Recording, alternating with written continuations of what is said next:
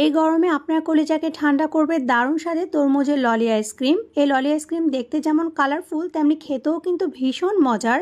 বাড়িতে স্বাস্থ্যকর উপায়ে আইসক্রিমটি খুব সহজে তৈরি করে নিতে পারবেন। ছোট থেকে বড় সকলে ভীষণ পছন্দ করবে। তরমুজের আইসক্রিম তৈরি করার জন্য আমি এখানে 1 পিস তরমুজ নিয়ে নিয়েছি। প্রথমে আমি তরমুজটাকে টুকরো করে কেটে নিব। আপনারা কতগুলো তরমুজের আইসক্রিম তৈরি করবেন তার উপর নির্ভর করে তরমুজের পরিমাণটা বাড়িয়ে অথবা কমিয়ে নিতে পারবেন। অনেক বাচ্চারাই আছে যারা তরমুজ খেতে চায় না, তাদেরকে চাইলে কিন্তু এভাবে তরমুজের আইসক্রিমটা তৈরি করে দিতে পারেন। তারা কিন্তু এই আইসক্রিম পেলে অনেক বেশি পছন্দ করে খাবে। তরমুজটাকে টুকরো করে কেটে নিয়ে এখন আমি একটা স্ট্রেনারের সাহায্যে তরমুজের জুসটাকে বের করে নিচ্ছি। তবে আপনারা চাইলে তরমুজগুলোকে ছোট টুকরো করে কেটে নিয়ে এগুলোকে ব্লেন্ডও করে নিতে পারেন। তবে আমার কাছে মনে হয় এইভাবে জুসটাকে বের করে নিলে বিচিগুলো আলাদা থাকে, এতে করে আর জুসটা তৈরি করার সময় বিচিগুলো ব্লেন্ড হয়ে যায় না।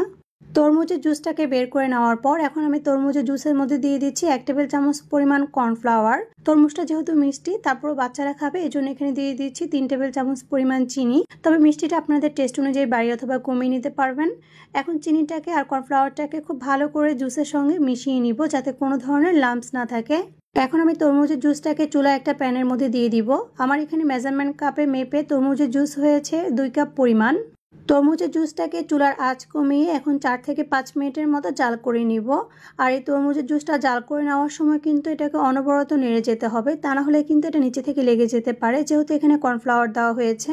তরমুজের আইসক্রিম তৈরিতে এখানে কিন্তু কর্নফ্লাওয়ারটা অবশ্যই ব্যবহার করতে হবে, কারণ তরমুজের জুসটা কিন্তু পাতলা থাকে। আর এই কর্নফ্লাওয়ারটা ব্যবহার করার কারণে কিন্তু এটা একটু হালকা ঘন হয়, আর এই কারণে কিন্তু আইসক্রিমটা খেতে ভালো লাগে। তা না হলে কিন্তু আইসক্রিমটা খেতে একটু পানসে লাগবে।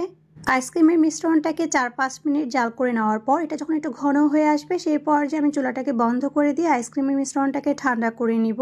আইসক্রিম তৈরি করার জন্য আমি এখানে একটা আইসক্রিমের মোল্ড নিয়ে নিয়েছি। আপনারা আপনাদের পছন্দ মতো যে কোনো মোল্ড নিতে পারেন। এখন আমি আইসক্রিমের মিশ্রণটা ঠান্ডা হয়ে যাওয়ার পর মোল্ডের মধ্যে ঢেলে নিচ্ছি। মোল্ডের মধ্যে আইসক্রিমের মিশ্রণটাকে ঢেলে নেওয়ার পর এখন আমি এর উপরে একটা ফয়েল পেপার দিয়ে দিচ্ছি। আপনারা চাইলে ফয়েল পেপারের পরিবর্তে আইসক্রিমের মোল্ডের সাথে যে ঢাকনা দেওয়া থাকে সেটাও কিন্তু দিয়ে নিতে পারেন। ফয়েল পেপারটাকে আইসক্রিমের মোল্ডের মধ্যে ভালো করে মুড়িয়ে নেওয়ার পর এখন আমি একটা ছুরির সাহায্যে একটু ছিদ্র করে দিচ্ছি, এতে করে কাঠিগুলো ঢুকাতে খুব সহজ হবে। আর আমি এখানে কিছু আইসক্রিমের কাঠি নিয়ে নিয়েছি। আপনাদের কাছে যদি এরকম আইসক্রিমের কাঠি না থাকে তাহলে মোল্ডের সাথে যে ঢাকনাটা থাকে ফয়েল পেপার ছাড়া সেটাকেই লাগিয়ে নেবেন। এখন আইসক্রিমের মোল্ডটিকে আমি ডিপ ফ্রিজে রেখে দিব 12 ঘন্টার জন্য। ফিরে আসছি 12 ঘন্টা পর।